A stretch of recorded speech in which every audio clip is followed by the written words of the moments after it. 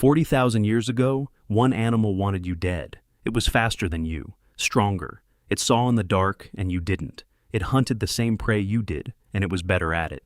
It was a wolf. Today, that same animal sleeps at the foot of your bed. Not the horse, not the cow, not even the ape, our closest cousin, the predator that used to hunt us. And here's the part nobody tells you. You didn't tame it. It may have tamed itself. And then it may have saved your entire species from something you've never even been told about. This is the story of the strangest deal in human history. Nobody planned it. Nobody signed it. It started with a wolf and a pile of scraps beside a fire. Picture the world back then. No walls, no fire left by dawn, just dark, and everything in it with teeth, cave lions, cave hyenas, bears the size of a small car. You were a medium-sized primate with a stick and terrible night vision. Here's what that actually meant. Every night, you had a decent chance of not waking up. You didn't sleep. You dozed, one ear open, listening. Now, humans are messy. Even half-starving, you left behind bones, scraps, half-eaten kills.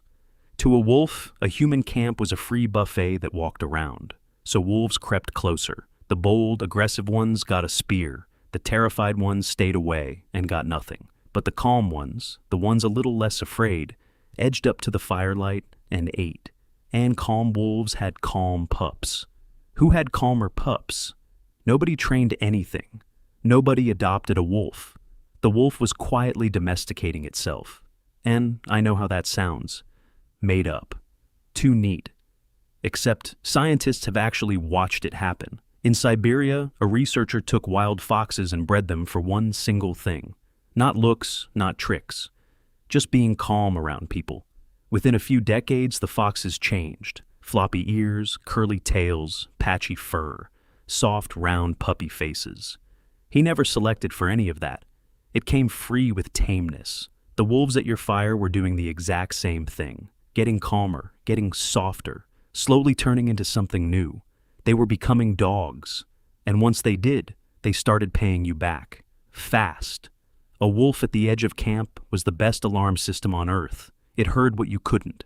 It smelled danger from miles away. A predator creeping up now hit a wall of snarling before it ever reached you. For the first time, something else was watching the dark. So you could finally close both eyes and actually sleep. Then you started hunting together. And this is where it gets wild. The dog tracks a scent you could never smell. It corners the prey. It holds it. You move in with the spear. Apart, you both lose most of the time. Together, you could take down a mammoth, 4 tons of muscle and tusk. In Europe, there are kill sites with the bones of dozens, even over 100 mammoths, right where the first wolf dogs show up. More meat meant more children lived. More children meant more of you. The dog didn't just join the hunt. It changed the math of survival. And now, the part I promised you. The thing you were never told. Stop for a second and remember one fact. You were not the only humans in that ice age.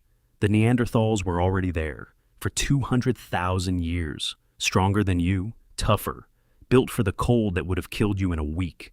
By every measure, they should have been the ones who made it. But they never tamed a single animal. Not one. Ever.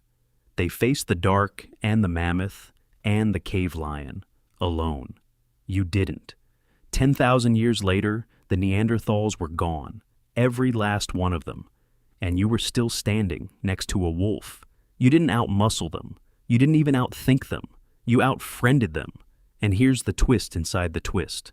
The wolf didn't only change for us, it changed us back. Point at something across a room, and your dog looks where you point. A chimpanzee, our closest relative on Earth, just stares at your finger. Your dog reads you. Look into its eyes, and both of your brains release oxytocin, the same chemical that bonds a mother to her baby. A wolf never does this. A dog is born doing it. It rewired itself to love us. And it taught us to trust something that wasn't us. We didn't just make the dog helped make us. And if you still think it was only ever about usefulness, look at this.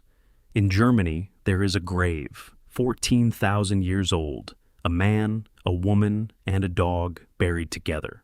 That dog was sick as a puppy, too weak to hunt, too weak to guard, useless by every cold measure. Somebody fed it by hand for weeks anyway, kept it warm, kept it alive, in the middle of an ice age when every scrap of food was the difference between living and dying. That is not a tool, that is family. So that wolf, creeping toward your fire out of the dark, 40,000 years ago, it wasn't just after your scraps. It was about to change the fate of your entire species. That deal never ended, it just moved indoors.